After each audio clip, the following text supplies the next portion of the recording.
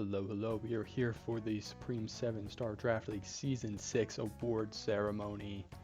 I do want to preface this one by apologizing for how late this one's coming out, an entire season late. I still wanted it to come out nonetheless, make sure everyone can at least reminisce maybe on their seasons from last season a little bit.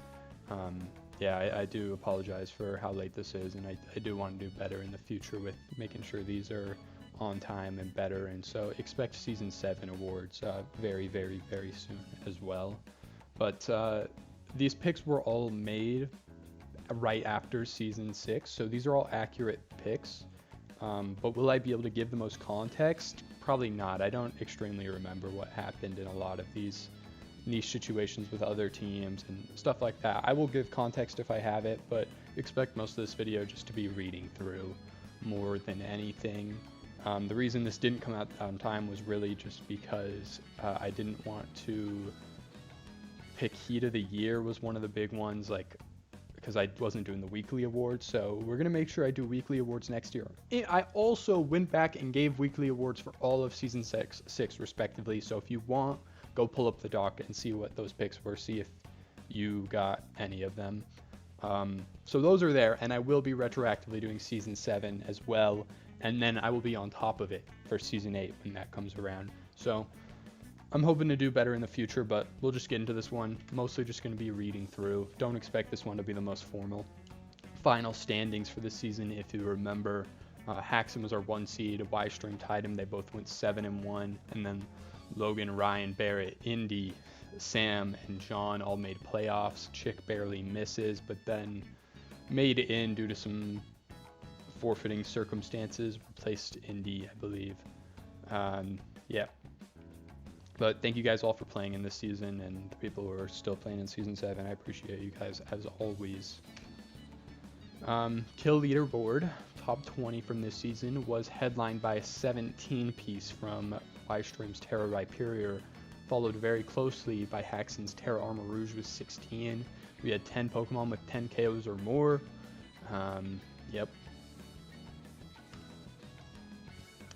All defensive first team. Remember, these are not in any order. The only orders are first team versus second team. Same thing goes for the all SSDL teams.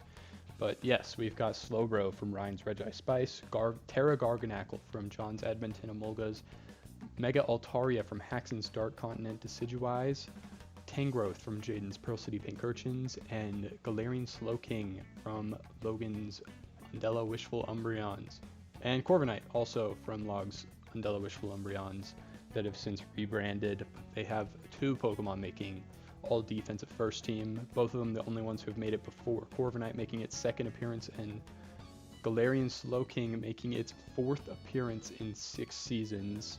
And really that's in 5 seasons because it wasn't allowed in ultra low tier. So yep, moving on to second team. Also only 1 Terracaf up here, which is interesting, but Garganackle is definitely something if I remember right. Second team, interesting, the animations aren't there, that's okay. We've got Mega Audino from Baird's Dirtmouth Dustox. We've got Empoleon from Wystream's Aussie Arcanines. We've got Clefable from McGriddleso's Bronx Bombers. We've got Terra Shaman from Wisdom's Atlanta Braviaries. We've got Terra Gigalith from Abash's Hearthhome Haunters. And we've got Mega Scizor from Chickadee's Indonesian Infernapes, making its 2nd all-defensive appearance. These were all strong, great Pokemon, did their roles, utility, hazards, you know what they do, all of them. Moving on to the all SSSDL teams, starting with the first team, the best 6 Pokemon from this season are going to be Mega Lopunny from Ryan's Regi Spice, making its 2nd appearance. Iron Valiant from Log's Undella Wishful Umbreons, making its 3rd appearance. Rhyperior from Wystream's Aussie Arcanines, Terra Rhyperior. Terra Armor Rouge from Haxon's Dark Continent Decidueyes. Melmetal from Indy's Taipei Togepi's, making its 2nd appearance. And Iron Bundle from Frank Sapporo Simisears, making its 2nd All-SSDL performance. Big stuff for all these guys. I think they're all up near the kill leaders. Melmetal had 1 crazy game, but it was also pretty still respectable throughout the rest of the season, if I remember right. Next, we've got all SSDL second team. Great Tusk from Frank Sapporo Simisears, Palafin from Wisdom's Atlanta Braviaries, Meowscarada from the Dark Continent Decidueyes, Garganackle from John's Edmonton Emolgas, Tangrowth from Jin's Pearl City Pink Urchins, and Slowking Galar from Log's Undella Wishful Umbreons making its second appearance, Palafin making its third, Great Tusk making its third.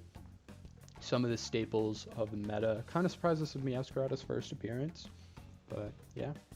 And the appearances, they are, if you made third team and first team, they just count as one each. It's just making any of the teams. So that just means Palafin has made one of the three teams 3 times. Moving on to the third team, also like 3 like pretty hard defensive picks here for the second team, Garganackle, Tangrowth, and Slowking. And I actually I do remember the dilemma I faced when putting Tangrowth on the team. I do think Tangrowth was by far my best Pokemon, but I also went 2 and 6, which is not impressive. But Tangrowth was put on a lot of other people's nominations for most feared Pokemon, so it's pretty cool.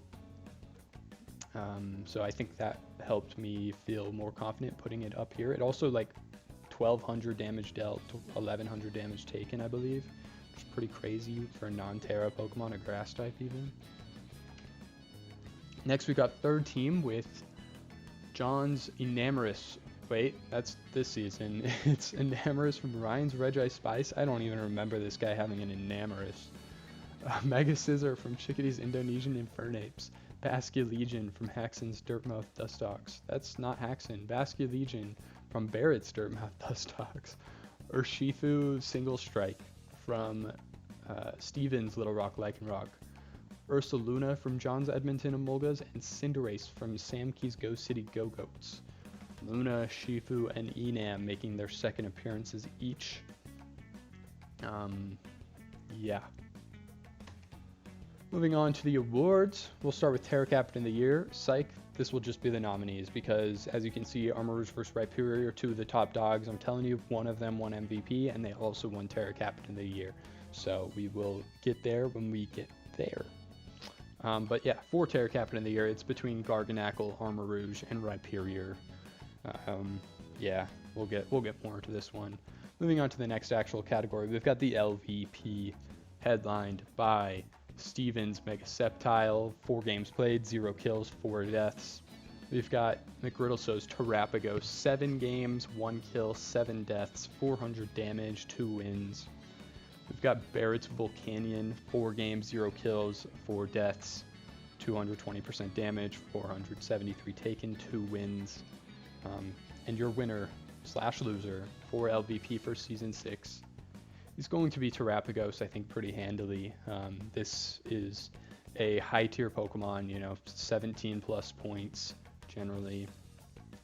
And only being able to get 1 KO, coming to 7 games, you're only winning 2 of them. I mean, it's just bad. It's not even like a high tier that wasn't able to play. It played, and it played poorly. So McGriddleso will take this one with the Terapagos pick. And we've got an LVP trophy drawn by Frank. I don't remember if we had this in Season 5. I don't think we did. So shout out to Frank for drawing the LVP statue. Pretty goated. Fraud of the Year. Next award, we've got the Fan Favorite. I believe this is the first time we did Fan Favorite. I think so, yeah. And your nominees are Fletchhead's first round pick, Wug Trio, Haxon's Terra Armarouge, and Indy's Melmetal received the 3 most votes. There is no input from anything other than the votes you guys submitted. And so yeah, the winner will be Haxon's Terra Armarouge. Was the fan favorite, people's favorite Pokemon to watch around the league. They liked seeing what it was doing with its Terra. I guess it was doing cool things, and so it was fan favorite for Season 6, the first ever fan favorite. So congrats to Haxon for that. We've got the Heat of the Year award, the hardest one for me to pick. We've got Log's Arctovish from Week 1 with Weakness Policy Aurora Veil coming right off of a Slowking Chilly Reception. Picked up 2 kills with that one. We've got Haxon's Zapdos from Week 8 with Blunder Policy Zap Cannon. Missed the first one to get the speed boost and then swept the rest of the game, 3 kills. And then we've got Frank's Perugly from Week 4. It ran Berserk Gene, and promptly got Berserk Gene banned right after that. It wasn't that crazy, but of an individual performance, but it did enforce rule changes. So that says something. Very creative find by Frank. I never would have thought of that. The winner of Heat of the Year for Season 6 is going to be Logan's Arctovish. Aurora Veil, Slush Rush, Vicious Ren Blizzard. You can see it here on the right. Switches in. This is versus me even, week 1. Comes in, sets Veil in front of my Tangrowth. I activate its policy with a Giga Drain. And then it is Uh-Oh City from there. It's mixed. It clicks Blizzard. One-shots my Cleavor. It tanks an Iron Maw Fire Blast. That's not Flamethrower. That's not Fiery Dance. That is a Fire Blast that it tanked and KO'd in return. And then it also did like 97 to my Aegislash right after that as well. So big dubs. Arctovish, who ended up being instrumental in the postseason run as well. Next, we've got the most improved Pokemon, Samkey's Cinderace, with 5 games, 6 kills, improving from a Season 4 of 6 games, 2 kills. Ursaluna from John Zamolga's, 8 games, 10 kills, improving from Season 4 of a 5 games, 2 kills. And then we got Moltres from Logan's team, and we've got 6 games, 8 kills, improving from a Season 4 performance of 4 games, 0 kills, 3 deaths. And your winner for most improved Pokemon is going to go to a former first team All-SSSDLer. It's Ursaluna. After a big slump in Season 4, John brought it back to its double-digit standard. So big dubs from John there. Next, we got Rookie of the Year. These were Pokemon that had never played in SSSDL before. Your top 3, Garganacl, Tangrowth, and Rhyperior from their teams respectively. And the winner for Rookie of the Year is Rhyperior, pretty handily. It just had by far the best stats on the best team of those 3. Easy money. Ystream takes it home here with Terra Rhyperior, Rookie of the Year. Uh-oh. You didn't see that. We've got Defensive Pokemon of the Year. Your nominees are Slowking, Garganacl, and Tangrowth. Alright, you guys already saw it. I don't have the will to go and re-record that one, unfortunately. It's going to be Slowking Galar, from Logan's Undella Wishful Umbreons, which I believe this is the 2nd time it's won Defense Player of the Year. It might even be the 3rd time. I actually do not know. You know what? Stand by for a second. I'm actually going to look it up in real time. Would I normally prepare this ahead of time? Yeah, I normally would. Did I? No, I didn't. But Slowking kind of been a little bit of it on a GOAT run lately. No, this is just the 2nd time it's won it. It won it in Season 3 with Fletch in Monotype. So, yes. But you can look at the stats here. It took 1,700 damage. I mean, all 3 of these Pokemon took a lot of damage. Garganacl and Slowking both contributed to playoff teams. Garg had less deaths, which makes you consider it more, but I think Slowking having more wins and just overall a lot more damage is impressive enough to get it there. So that's why it's the winner. Aloe has also won Depoy twice, so those Pokemon have won Depoy twice each, and Logan will be the first person to ever have had 2 defensive Pokemon of the Years, following his Aloe winning it in Season 4. Our next award, Coach of the Year, your nominees, Haxon, Ystream, and Log. 7-1 seasons from Haxon and Ystream, and a 6-2 season 3 seed from Log. All had 2 All-SSSDL performers. And that leads us to the Coach of the Year with the best record in differential. We're giving it to Haxon, who ends up and goes and makes a finals run this season. I think they impressed me this season with how they orchestrated this team. Coming right off of the finals win in Season 5, there's a lot of pressure, and to orchestrate enough to repeat yourself as first seed, very impressive. So Haxon stands out to me and wins their first Coach of the Year award. The other 2 had won one already, so it would have been their 2nd, but that doesn't go into consideration. I don't give the award because someone would have won 2. I think Haxon deserves it with the ingenuity they brought, with the high-level play they brought. And overall, it's hard to argue with the first seed, best record, best diff. Yep. Now we've got the most valuable Pokemon, the most valuable award. Who was the best Pokemon this season? Your nominees: Iron Valiant from Moxondela Wishful Umbreons with 8 games, 13 kills, 4 deaths, 822% damage, 6 wins on the 3-seeded team.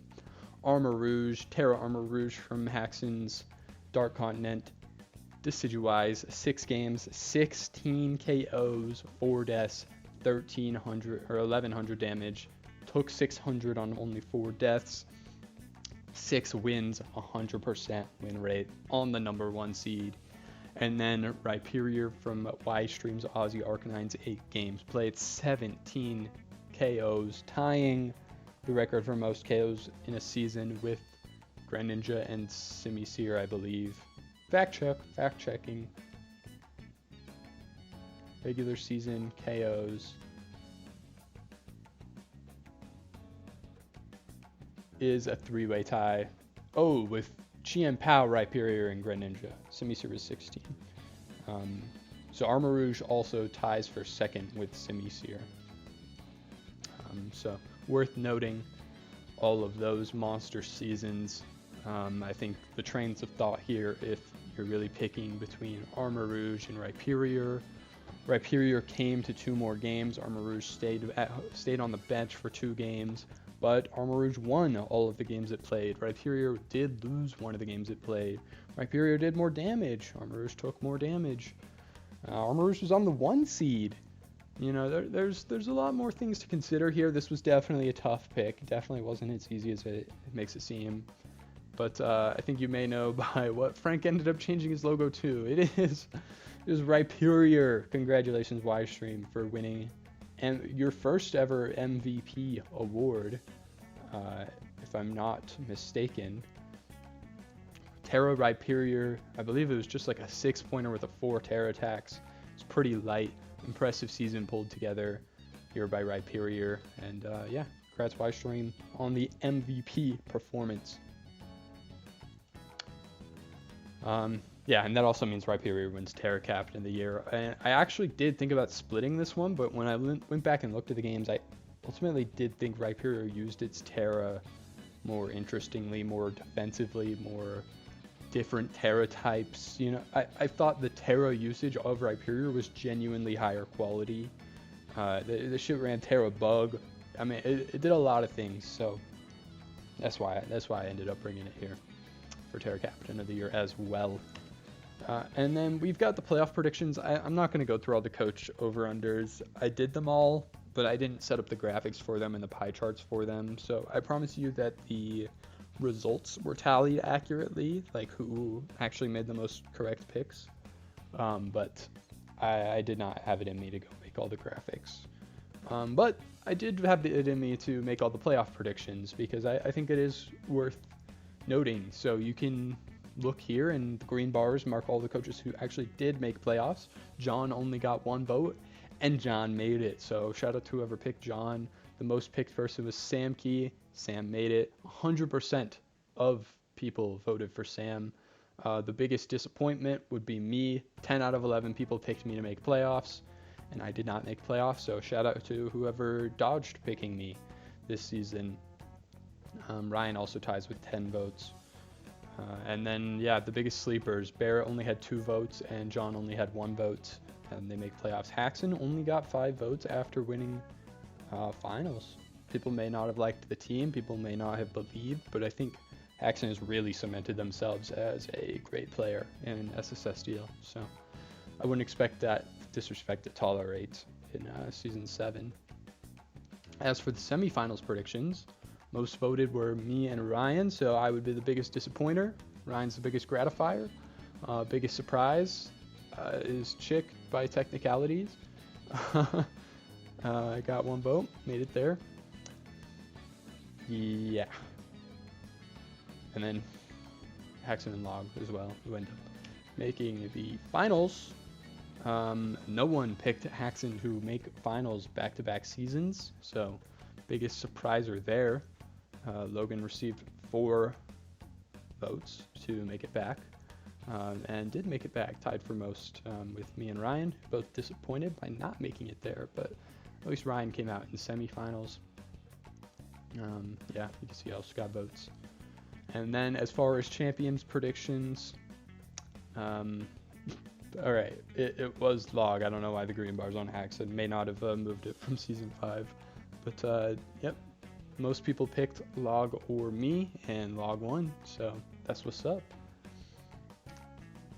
Preseason prediction leaderboard. You can see it actually factually. These are all true and accurate. John steamrolled 35, which I believe is the highest score we've ever had from a preseason prediction. So John cooked the actual hell out of this. Haxon gets second, Indy with 30. Then John got an extra point for his budget for season 7 as well. So it's all chill. And I came in last with 22, which is frankly kind of pathetic.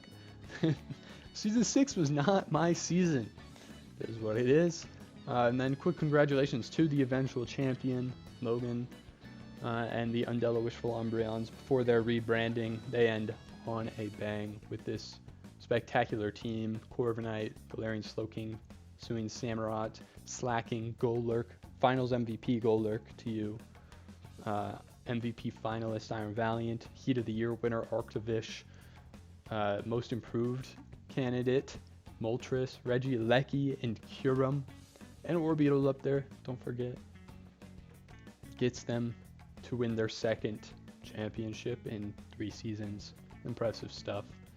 And then, yeah, I don't know if we're going to do the All-Star game. I'm down, actually, to reach out to Ryan and Chick and see, although I don't know what Chick's been up to because he dropped from this season, but I'll reach out to Ryan, and if not, I'll have someone else replace Chick, and maybe we can make this happen in the near future. But we did it in season 5, and I thought it was pretty fun, so I'd like to continue doing it. I think it's cool enough. You'd be drafting from the 18 Pokemon that made all SSSDL, and then they would prep 9v9 versus each other and play it. So I think that'd be fun if we can get this going, and then the season 7 All-Star game. I don't know if we'll get that all done before finals, but maybe before season 8 if we're lucky. Yeah, thanks guys for sticking through this with me and being patient with me. And yeah, watching the awards. Congratulations to those of you who won awards, those of you who won playoff games. And yeah, hopefully we will be back really soon for the season 7 awards. Want to be right back on top of everything. Yeah, thanks guys.